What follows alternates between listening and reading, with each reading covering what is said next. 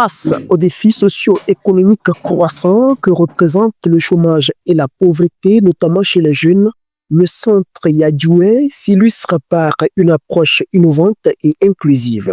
C'est à Sokodé, dans la commune de Tchaoudjo 1, qu'il a lancé une formation complète dédiée à la transformation des produits maraîchers. L'objectif, renforcer les compétences techniques des jeunes et femmes dans le but de favoriser leur insertion professionnelle durable.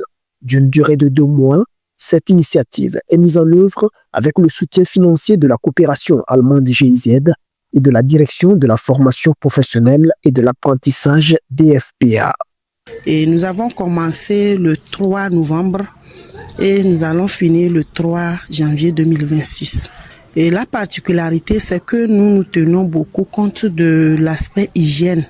Nous avons l'aspect hygiène et la qualité qui ressort parce que c'est des aliments que les gens vont consommer.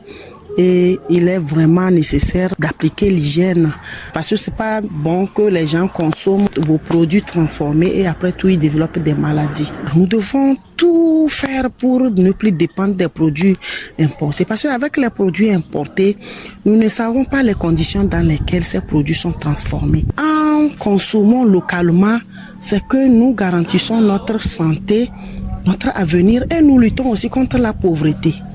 Donc apprendre sur les produits naturels qui d'abord ça garantit la sécurité de l'homme. Quand vous prenez, vous savez même que c'est dans Sokodé on a produit tel gombo. Quand je prends le gombo et je transforme, je sais que c'est Sokodé, c'est telle société qui a produit en appliquant les bonnes pratiques d'hygiène. Donc, par exemple, le gombo, peut-être quelqu'un va se dire que on le fait ça souvent chez nous, mais on le fait ça dans quelles conditions? Nos mamans à la maison, vous allez voir qu'elles prennent le gombo, déjà elles ne lavent pas, ou bien elles ne trient pas, elles ne découpent pas la queue, la tête, elles commencent déjà le séchage comme ça. Or, nous le faisons dans les normes, dans les bonnes pratiques d'hygiène.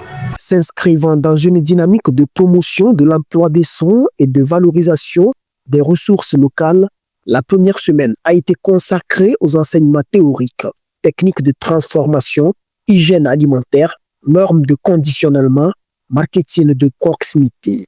À l'issue de cette étape, les participants ont entamé les travaux pratiques leur permettant d'appliquer les notions acquises et de manipuler directement les équipements de transformation.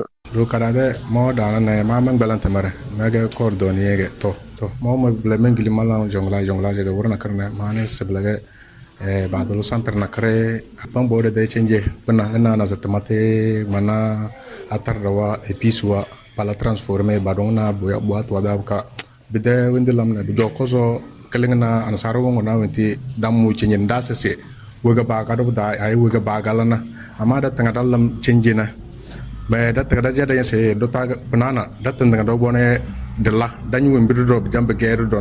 hier, on a commencé la transformation du gombo. À la maison, peut-être, il y a certains gombos qu'on ne doit pas utiliser, mais comme c'est la maison, je me dis, oh bon, je vais faire ça comme je le veux, bon, c'est moi, mais je vais manger, il n'y a pas de souci.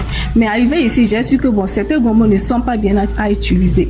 On doit d'abord les éliminer avant de les produire, pour que quand on consomme, ça ne nous cause pas des maladies après tout. Conscient des réalités des femmes participantes, les organisateurs ont prévu la présence d'une assistante maternelle pour s'occuper des enfants pendant les heures de formation afin de garantir une participation active et sans interruption. Il nous a envoyé une assistante maternelle pour prendre soin des enfants, non seulement pour côté hygiène, mais pour permettre aux apprenantes, les femmes en question qui ont des enfants, de ne pas se sentir mal à l'aise lors de la formation, qu'elles se sentent à l'aise comme toute autre personne qui n'ont pas d'enfants pour bien mener leur activité dans les normes. Cette formation qui constitue un levier concret pour stimuler l'entrepreneuriat local, favoriser la sécurité alimentaire et contribuer au développement socio-économique durable de la région, permettra aux participants d'être capables de transformer localement les produits agricoles, de créer de la valeur et d'accéder à l'autonomie financière.